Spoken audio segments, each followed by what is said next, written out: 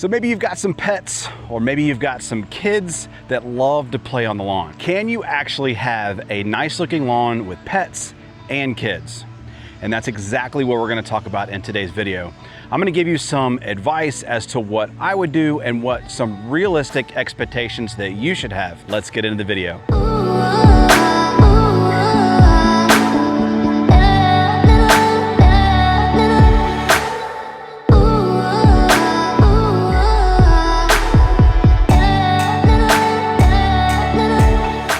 What's up, y'all? Hope you're doing well. Thank you so much for coming back for yet another video. It's one of my favorite intros by the Lawn Care Nut. I just love that. Just puts a smile on my face. Yes, hope you guys are doing well. Thank you so much for checking out the video. So today we are talking about cool season lawns and foot traffic, whether that's from pets or kids. How do you manage it?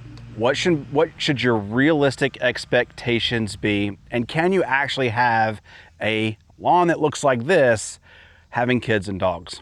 Let's talk about it. So one of the biggest questions, or one that I get a lot on my private Facebook group, and one that I see when people are thinking about grass seed, the question is, what are some heavy foot traffic or traffic tolerant grasses that I can plant that will allow me to have pets and dogs run around? Pets and dogs, those are the same. Pets and kids run around on my lawn and have a lawn that looks like this. All right, so this is gonna be a little bit of a trigger warning. So you cannot have a lawn that looks like this if you have pets and kids. I'm just gonna come out and say it, especially if you have a cool season lawn. Now, warm season guys, absolutely. Bermuda lawn can absolutely tolerate heavy foot traffic, all right? That's why they do sports fields, things like that out of Bermuda. It's very tolerant to heavy foot traffic. But we have cool season lawns, and cool season lawns are a different animal. They cannot withstand heavy foot traffic, whether that's from dogs running in the lawn, peeing in the lawn, maybe that's kids playing in the lawn, matting down your grass. And I'm talking excessive use here, excessive wear. You're playing baseball on the lawn, day in, day out, heavy foot traffic. A cool season lawn is going to absolutely struggle. So it doesn't matter if it's fescue or rye or Kentucky bluegrass.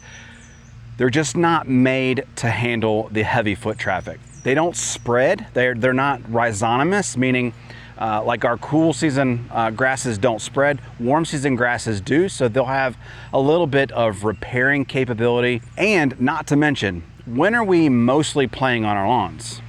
When it's nice outside, when the weather's nice, maybe in the summertime.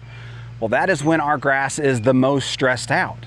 So warm season friends, right, in the summertime, that's when their grass is the healthiest. That's when they're getting the foot traffic. So it just naturally makes sense that they're gonna be able to survive. Not to mention, cool season grasses grow a little bit slower. So they're even less prone to repairing themselves. Again, warm season friends, their grass is growing at a rapid pace, right? And so that's allowing them to be able to handle those extra foot traffic. All right, so I get it. You wanna have a nice lawn. So how do you have a lawn that looks like this if you have pets and kids? Like, what do? What are some options that you have? Well, here is what I suggest, and here's what I do with my own family. This up front is my showpiece, all right? This is what the neighbors see.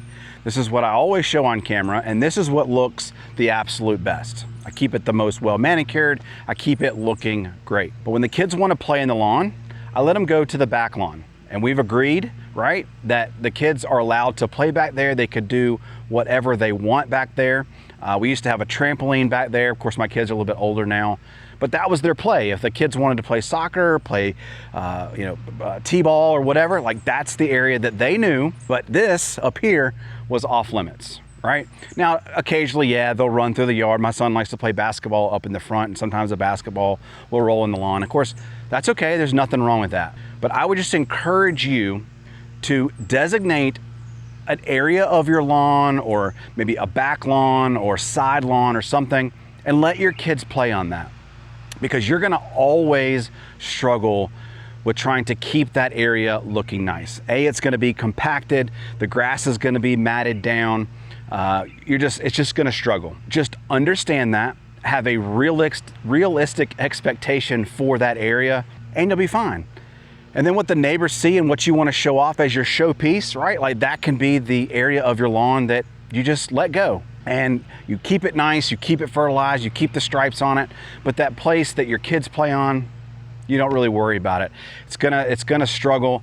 Just know that every fall, which is when we overseed and put down grass seed, that area is probably gonna need a little bit of extra work. Maybe run the aerator over it a couple extra times. Maybe you're gonna be watering it a little bit differently. You're gonna be feeding it a little bit heavier. You're gonna have much more of a repair job to do in those areas, but that's okay because you've designated that area. You know to expect that in that area. So the answer to the question, can you have a nice lawn and have kids and dogs and all that stuff? Absolutely. But that's just what I would do. That's the recommendation that I would have for you. And it just kind of keeps them confined where you're not, having to repair the entire lawn. If you've got a question, leave a comment down below. I'd love to hear from you, maybe some strategies that you use. And tell me if I'm wrong, tell me what you think. I'd love to hear from you. My name is Devin. I'm the DIY Lawn Coach. Thank you so much for checking out the video. I'll see you in the next one. Peace.